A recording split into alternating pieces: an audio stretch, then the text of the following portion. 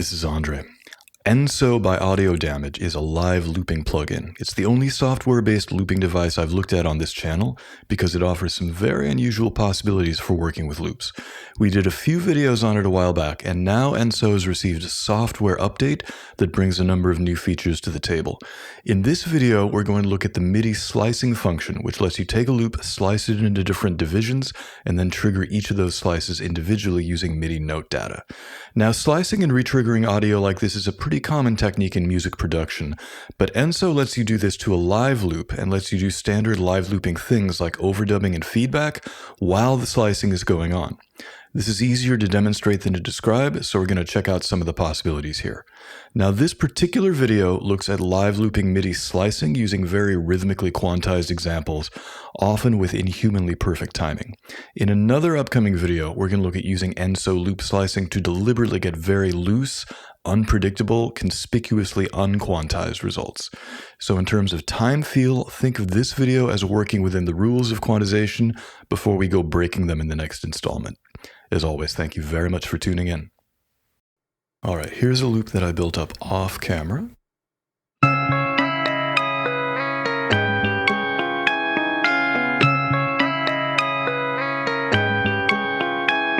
And if we come down to the lower left-hand corner, we have FX and levels, MIDI control settings. We're going to go to MIDI control. And now on the right hand, we have MIDI slices. MIDI slices is not on, so let's turn it on. And as soon as we do that, you can see that we now have a different mark along the edge of the circle for every slice. Right now we have it set to 16 slices. You can set it to any value between 4 and 16, including some odd values. Now the root note is going to be the note that triggers slice number 1. It can be anything you want it to be. I'm going to put it into MIDI learn mode. It's got the question mark, and I'm going to say this is going to be slice 1. And now, that's slice 1.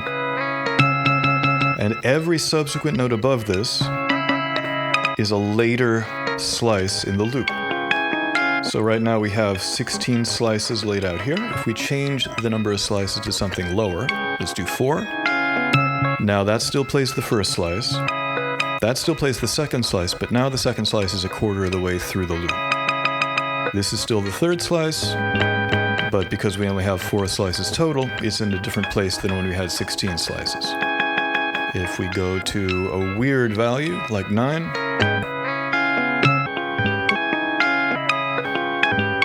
now we're jumping around, and because they're not landing on rhythmic divisions, it sounds really strange. Let's go back to 16. All right, so that is our different slices assigned to different MIDI notes. Now over here we have some clips that have those same MIDI notes. This one is RTZ, return to 0, and that restarts the loop right at the downbeat. And you can hear when I clicked it, it kind of restarted unexpectedly. That was because we had moved it out of alignment. I'm going to bring in a beat that I used to record this loop too. And I'm going to mess with things here. And then here, this clip, every 2 bars, is retriggering the first slice. So we can knock things out of alignment, and then when that clip comes around again, it hits the first slice right on beat 1. Now if we look here, this is what the loop looks like with each slice represented as its own MIDI note. Now what we can do is if we start moving these slices around, then we're going to still be playing the slices, but we're not playing through them in order.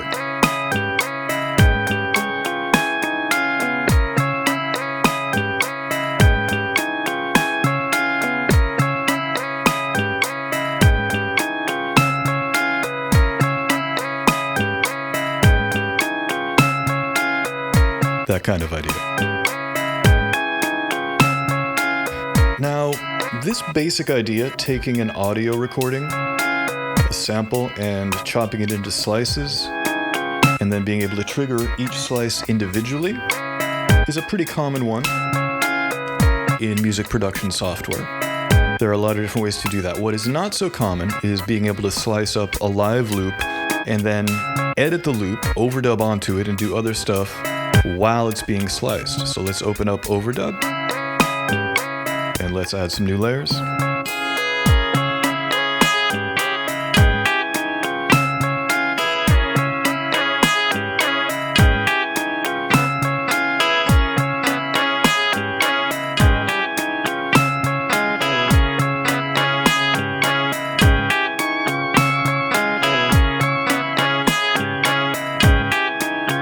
Turn off overdub, and now we're going to go back to return to 0.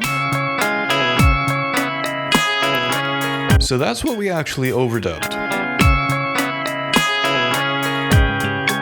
So even though the playback head can be doing all kinds of crazy stuff here, if I turn on overdub, you'll see that the play and record head are in two different places.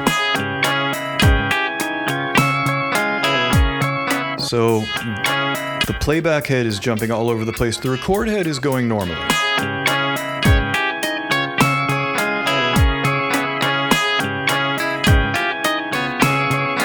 Which means that even though the overdubs are getting played back in weird places, if we go back to return to 0,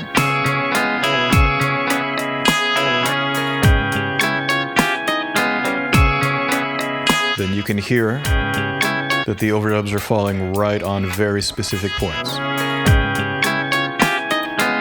So the slicing and chopping affects the playback, but it doesn't affect where the overdubs are actually being put into the loop. And so treats those overdubs as if you're not doing the weird slicing, because as far as the record head is concerned, you're not. So let's look at a few different clips here.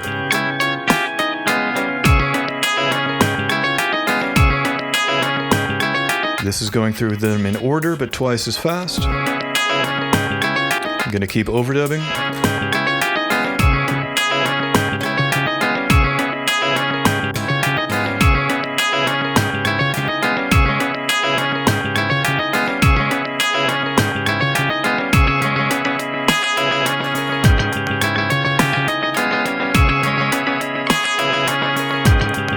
I'm going to bring feedback down and keep overdubbing new stuff.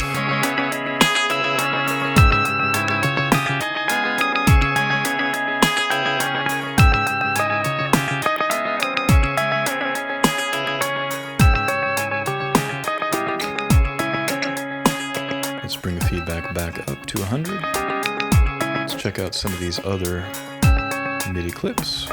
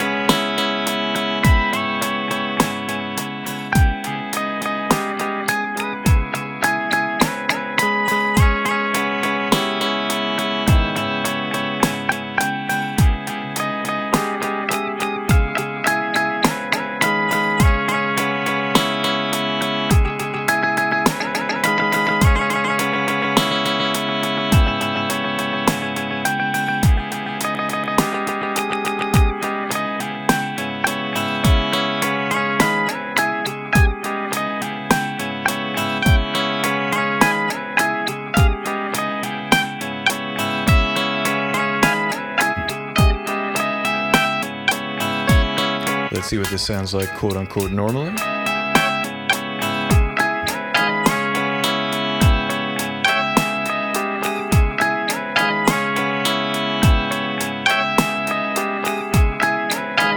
Let's go into some slightly more exotic clips.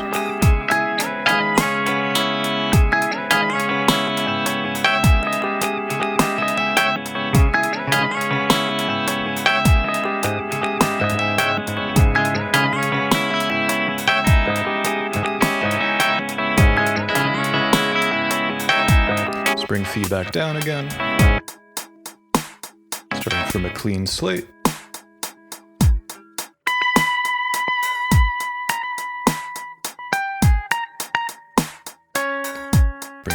up so this stuff repeats.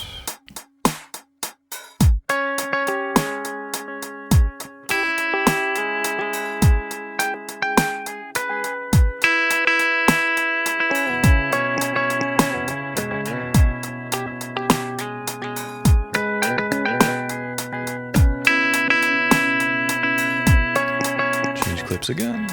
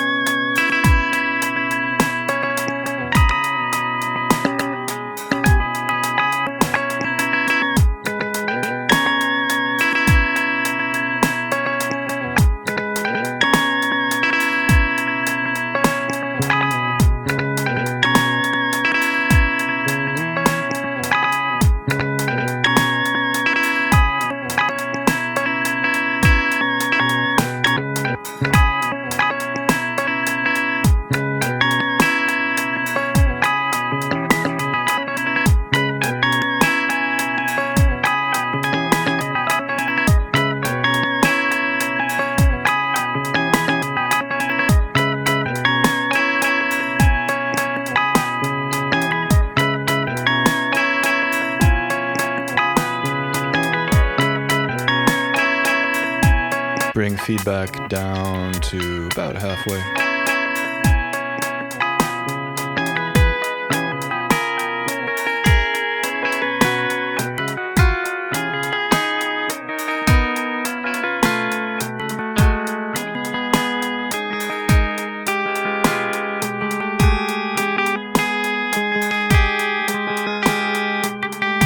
Feedback back up.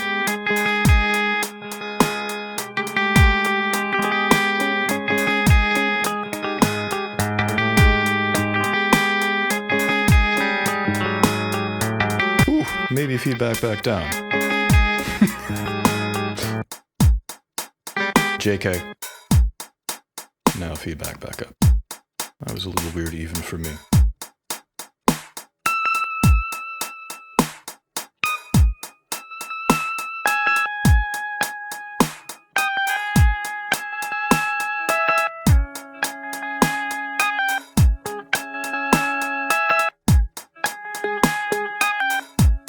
Let's come back over here.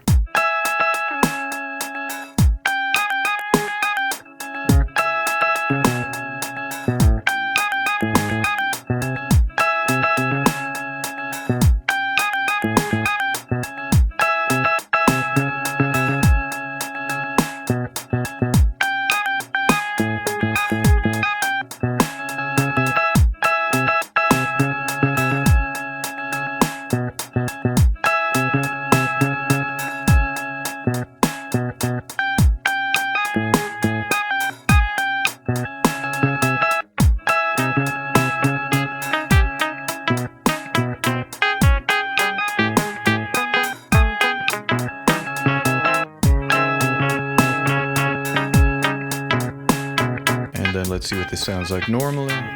1, 2, 3, 4.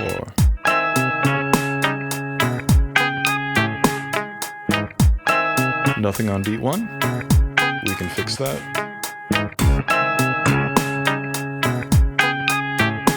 Oh. We are out of alignment. Let's do that. Close overdub. Stop.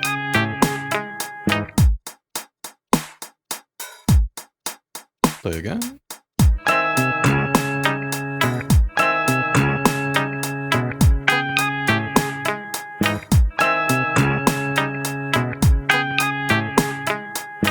Now it looks like the heads are lined up. 1, 2, 3, 4.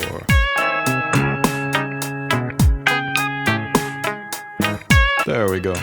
And what does that sound like sliced and diced?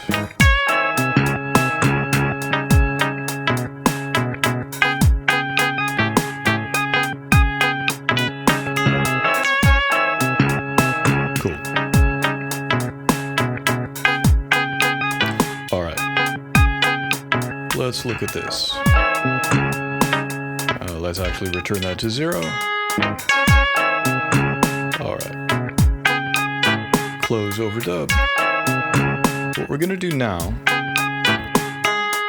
is get some data from an arpeggiator. So we're going to open this clip, which is all 16 notes, all happening at once. So an arpeggiator is going to take a cluster of notes and then play the notes in that cluster one at a time.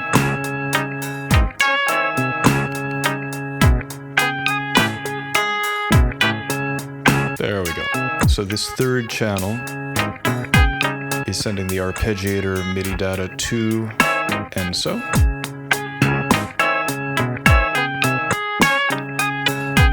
And this is set completely randomly. So there's no pattern that's happening here. It's just jumping to a different slice every time.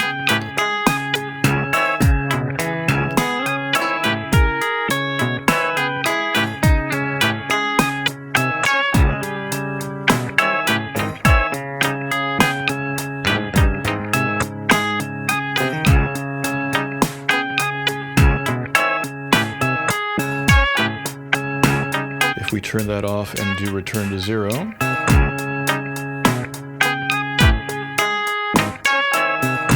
a little out of alignment, but that's okay. Now these clips modulate the rate control on the arpeggiator.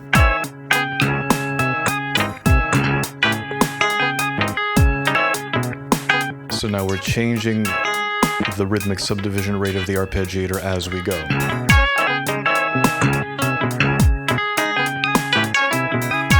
Gonna bring feedback down. Let's bring it to 0 again.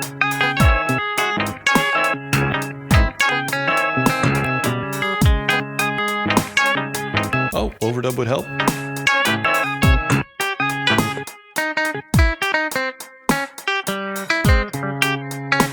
Feedback back up.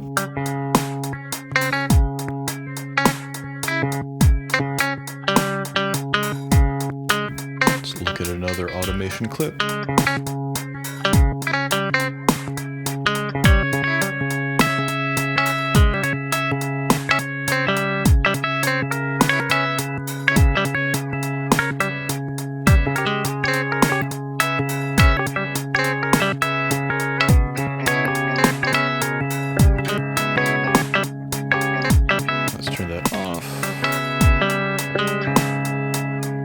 That's our normal loop, quote unquote. Let's keep going with the arpeggiator.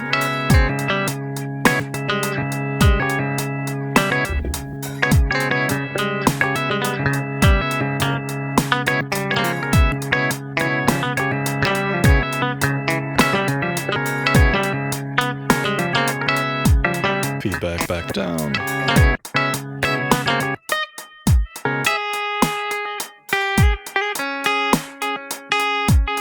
Feedback back up.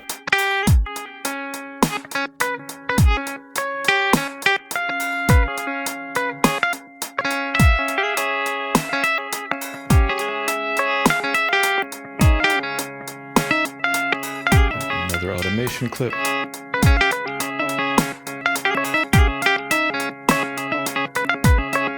Another.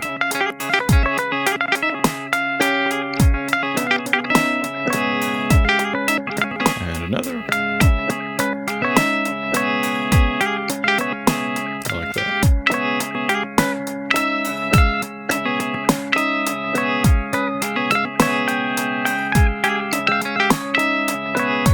Let's bring feedback down to about half.